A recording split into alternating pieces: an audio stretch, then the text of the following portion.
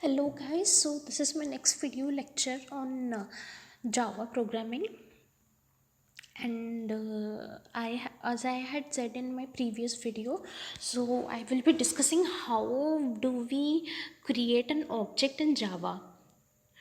However, we have used the new keyword in some of the previous examples regarding how to create an object in Java. So there are some other methods also by which we can create a new object in Java.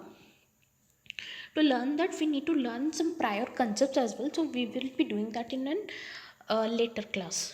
Okay, then comes an anonymous object. There is a term called anonymous object. So what is it?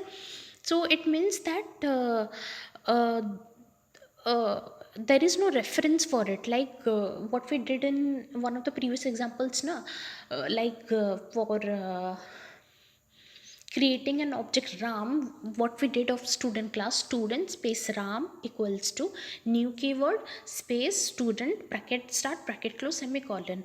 Instead of doing that, if we simply write new space student bracket start bracket close and we do not give an l value to it, that is the left side value to it, then that is known as an anonymous object. And we can also invoke the functions for it easily, like we can do something like this: new space student bracket start bracket close, then dot operator, then insert details comma this that is the id, the name, and all that. Okay, yeah. Yeah, so creating multiple objects by one type only. So in primitive variables, we have seen that we write, say, int a space a equals to 10 comma b equals to 20 semicolon. On similar lines, by using reference variables, we can also do the same thing for this the objects also. Like if we need to create two objects named ram and shyam, we can also do it in a single statement, that is uh, a student space ram equals to new space student bracket start bracket close comma shyam equals to new space student bracket start bracket close semicolon. Okay, I hope you got it. If you feel that I'm going quite fast, then you can slow the video, or you can pause the video and try to understand what I have taught you. Okay. Yeah, so it is 3 minutes 3 minutes long video till now.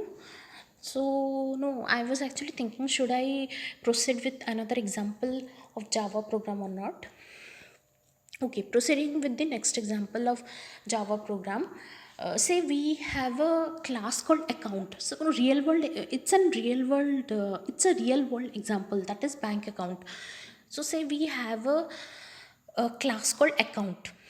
So what all variables, instance variables it has? So class account parenthesis start, integer type space number no, that is no semicolon enter, then string type space name, that is the name of the person whose account we are dealing with, semicolon. Then in the third line we will write float space amount semicolon. So on similar lines, how we are trying to insert details into all the instance variables, on similar lines we can do this thing, like we create a new method within the class only, that is void space insert bracket start. There will be three parameters, for one for integer type, that is the account number. Second one will be of string type, that is the name of the person. Third one will be a float type, that is the amount in his account.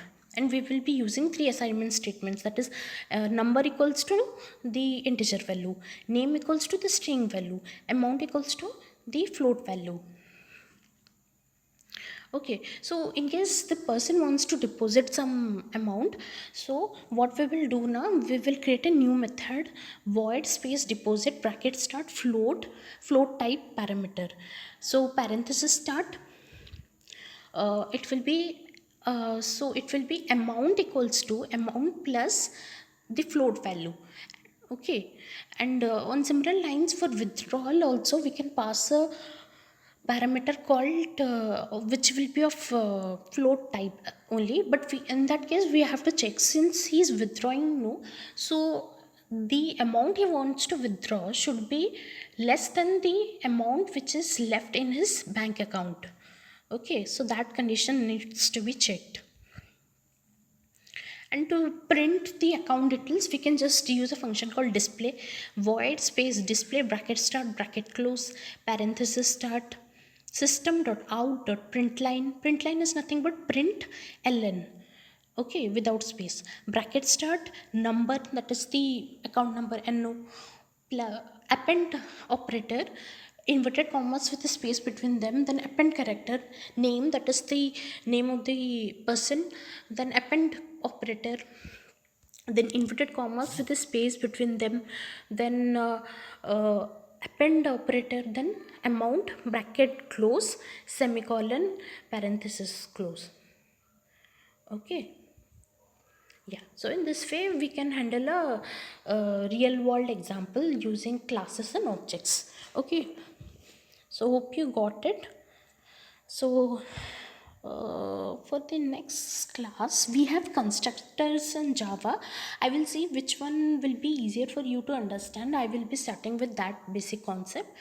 Okay, we have lot of things to cover actually now. Okay, fine, thanks.